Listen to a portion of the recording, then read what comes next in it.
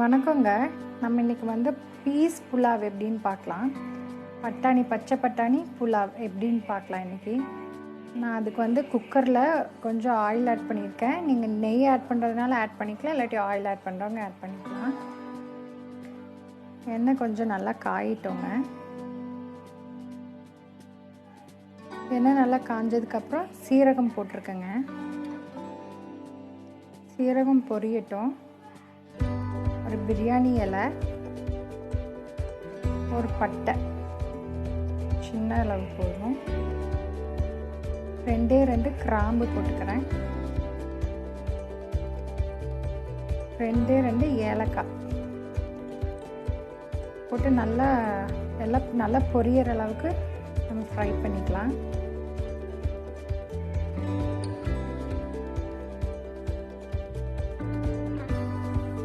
இப்போது நான் நீட்டமாக எடுத்து வச்சுருக்கேன் வெங்காயம், அதை ஆட் பண்ணிக்கிறேன். உங்களுக்கு சின்னதாக வேணும் அப்படின்னா நீங்கள் பொடியாக கூட நீங்கள் போட்டுக்கலாம், அது அவங்கவுங்க பிரியம்தான். ஆனால் நல்லா நீட்டமாக எடுத்தோம்னா நல்லா தின்னாக இருக்கணும், சன்னமாக இருக்கணும் அதோட பீசஸ், அப்போ தான் நல்லாயிருக்கும். நல்லா வதக்கிக்கோங்க.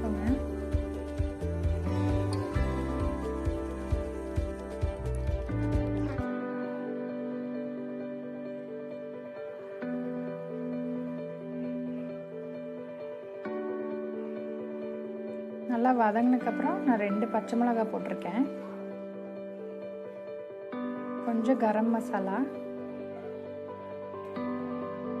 பட்டாணி. இது வந்து ஃப்ரோசன் பட்டாணி, இது வீட்லேயே பண்ணினது. இந்த ஃப்ரோசன் பட்டாணி எப்படி பண்ணுறது நான் ஏற்கனவே ஒரு வீடியோ போட்டு வச்சுருக்கேன். நான் வேணால் அந்த லிங்க் டிஸ்கிரிப்ஷன் பாக்ஸில் கொடுக்குறேன், நீங்கள் அதை பார்த்துக்கோங்க. அதையும் போட்டு நல்லா வணக்கிக்கலாம். இந்த ஃப்ரோசன் பட்டாணி நீங்கள் பண்ணி வச்சிட்டிங்கன்னா நீங்கள் வருஷம் பூரா யூஸ் பண்ணிக்கலாம். இப்போ வந்து நம்மளுக்கு பட்டாணி சீசன் இல்லைங்களா, வாங்கி பண்ணிட்டோம்னா நம்ம வருஷம் பூரா எப்போ வேணால் எடுத்து யூஸ் பண்ணிக்கலாம். அது ஒன்றுமே ஆகாது, அப்படியே இருக்கும் உங்களுக்கு.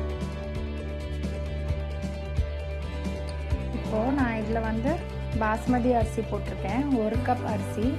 ஏற்கனவே கழுவி அரை மணி நேரம் ஊற வச்சுருக்கேன். அதை வந்து 1 கப் அரிசி வந்து ஆட் பண்ணிக்கிறேன்.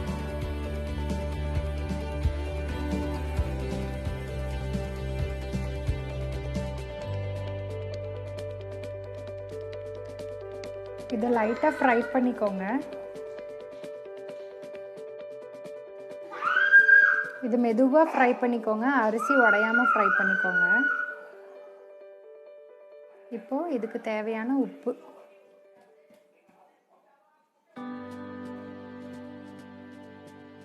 இப்போ 1 கப் அரிசிக்கு 1.5 கப் தண்ணி ஊற்றிக்கோங்க. எச்சாவும் ஊற்ற வேண்டாம், கம்மியாக ஊற்ற வேண்டாம், நீங்கள் கரெக்டாக 1.5 கப் ஆட் பண்ணணும்.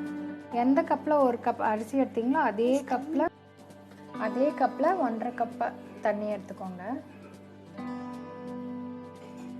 இப்போ இதை மூடி வச்சு 2 விசில் விட்டுடலாம். நான் இதில் இஞ்சி பூண்டு பேஸ்ட் ஆட் பண்ணல, உங்களுக்கு தேவைன்னா நீங்கள் ஆட் பண்ணிக்கலாம். 2 விசில் வந்துருச்சு. இப்போ பார்த்தீங்கன்னா உங்களுக்கு பீஸ்ஃபுல்லாக ரெடி ஆயிடுச்சு. உங்களுக்கு இது ஆறுனதுக்கப்புறம் நல்லா அரிசி வந்து உதிரியாக வந்துடும். உங்களுக்கு இப்போ ஹீட்டில் இருக்கங்காட்டி, சூடாக இருக்கங்காட்டி உங்களுக்கு இந்த மாதிரி இருக்கும். ஆறிடுச்சுன்னா உங்களுக்கு நீங்கள் சர்வ் பண்ணும்போது நல்லா உதிரியாக வந்துடும். அவ்வளோதாங்க, உங்களுடைய பீஸ்ஃபுல்லாக வந்து ரெடி.